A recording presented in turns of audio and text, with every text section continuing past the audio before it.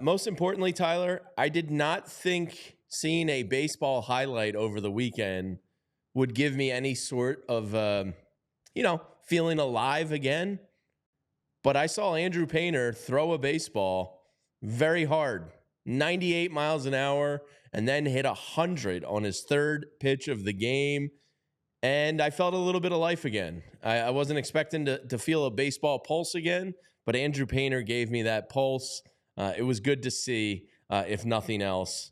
Still real down about this team. But Tyler, seeing Andrew Painter throw a baseball was a little blip on my my heartbeat there. Well, yeah, understandably so. I totally understand that you're still a little bit disgruntled. It's only been 4 or 5 days, right? And especially considering the fact that you look around the landscape of baseball, the Dodgers advanced, Ugh.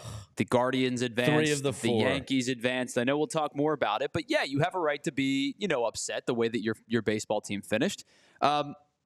Having Andrew Painter, like real life Andrew Painter highlights, is going to excite a lot of people, and it should, because the kid is, if he's as good as advertised, is a top end of the rotation type of starter, right? The type of guy who could probably throw some major league innings next year, probably towards the back half of next year. And then you're thinking about 2026, where he might be an opening day guy. Yeah, it's really not that far away. Dave Dombrowski. And by the way, I don't mean opening day as the opening day starter. I mean the opening day roster. Yeah. Right. Dave Dombrowski has made comments that he expects him to contribute to the club in some way in 2025, and it's all about getting through the rehab process now. I think the process is pretty straightforward. I think that we use this example a lot, but I think the David Price example probably comes into play, right? Yeah, I would think so. The Tigers just did it. Postseason bullpen help. The Tigers just did it this year with Jackson Jobe. Jackson Jobe got called up late in the year. They put him on the postseason roster. He made postseason appearances out of the bullpen. They got his feet wet a little bit in Major League Baseball. And next year he's going to be ramped up and ready to go to be a starter for them next year. I think that's a similar timeline could be true for Andrew Painter. Yeah, and he's out in the Arizona Fall League playing on the Rough Riders, I believe is the name of the squad. But here's what he had to say after the game, Renee.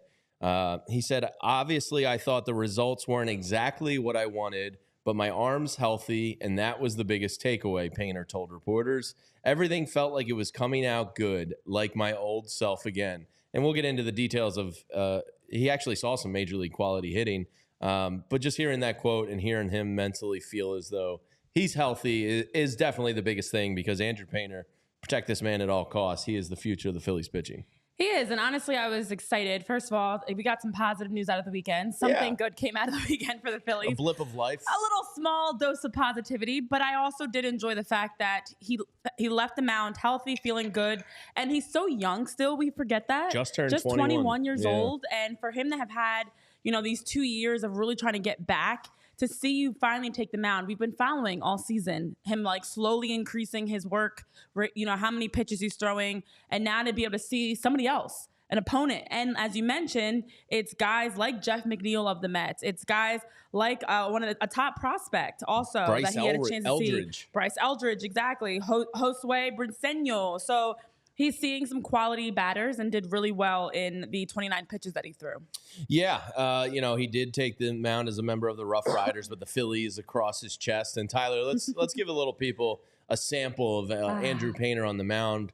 But he did face some quality hitters in his outing, and he touched 100 miles an hour on the gun, which that in itself when Dave Dombrowski spoke at the winter meetings last in Nashville, he kind of said, I'd be surprised if he threw before the end of next year. And now he's in the Arizona Fall League throwing absolute gas. Here's Andrew Painter, courtesy of, I don't have it in front of me anymore, Tyler, because I've got 6 screens open. What's the name of the journalist? I want to make sure we give proper credit there. I'll find it again. Yeah, you give me 1 second, because mine is unfortunately on my screen. Aram Layton. I was gonna say was the reporter. There we go. I found it in my notes. Battle so you can get it first. Yeah, but here is Andrew Painter, live action on the mound, throwing gas. It's just nice to see. And Painter came into the game. He threw his first pitch 98 miles an hour. His third pitch ramped up to 100 miles an hour. And he got Jeff McNeil, who's rehabbing for the Mets, to pop out, and Giants' top-ranked prospect Bryce Eldridge to strike out.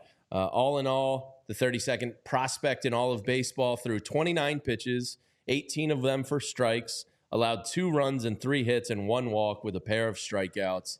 He is expected to throw 20 innings over the coming weeks, and that's pretty much it. He's capped out. But to your point about like missing baseball, he did give credit in this piece to the Phillies, training staff and a mental coach. Yeah. Trying to stay sharp and competitive, and it's a lot of downtime. So that has to feel really good for the kid to get out there. Yeah. Dr. Tracy Statler, the Phillies mental performance scouting and rehab coordinator, was one that he gave a lot of credit to because it's a lot to have to work through. You go from, and he still is a highly ranked prospect, obviously top prospect of the Phillies, still a lot of expectation for him, but it's such a mental hurdle, not only to be injured, but also to miss so much time and have to work back. And for him to have a chance, as you mentioned, in those 29 pitches and the 2 runs that he allowed on the 3 hits and 1 walk, he actually also battled through, that second inning for him. I mean, it's the Arizona Fall League, so this is what we have to look at right now in terms of excitement. But for the AFL, as they affectionately try to call it sometimes, he did battle a little bit. But for him to hit 100 a few times after that 98-mile-per-hour opening pitch, you like what you saw from him. Something positive about the future for what this young pitcher can provide, and for him to possibly be someone you look at spring training that we're keeping an eye on in terms of getting into the roster, getting into the rotation. Seems like the timeline is actually a little bit quicker possibly than we thought, but they still will move slow and be a bit more conservative not to rush him back come spring. Oh, and guys, he's 6'7" too. Like, yeah, massive. So you notice the one thing in that video, and we've talked about this before with some of the other tall, downhill type throwers. I'm excited to get him on Baseball Savant, because I know the extension rate is going to be through the roof. Like, he's on top of you. You saw it. You saw how far down the mound he was when he released the baseball, right? The 6'7" frame is going to get you down the mound no matter what. But his extension, his release point, if you're throwing 96, 97, 98, 99, 100 miles an hour, and the pitcher basically feels like he's on top of you, and you cut that 60 feet 6 inches to 52, 53 feet, that blink of an eye becomes an even quicker blink of an eye when you're trying to make a decision on pitch selection. I'm glad you mentioned his height, because I see in the chat people aren't really realizing just how tall he is. He's a big boy. Here's Andrew Painter, just if we need a refresher for all the excitement of his talent. So was one of the most dominant minor league prospects coming out of high school. I can't believe we're talking prospects again. I know, this is where we are, guys. We're down bad. Not talking playoffs, we're talking prospects. Yeah. In 109 and 2/3 innings, he had struck out 167 with a 1.48 ERA. Saw batters that produced a combined .507 OPS. He's got a 70 grade heater that has been dominant. And as a 19-year-old, he was one that was able to climb to AA Reading. Of course, then got hurt. And then the rest we know.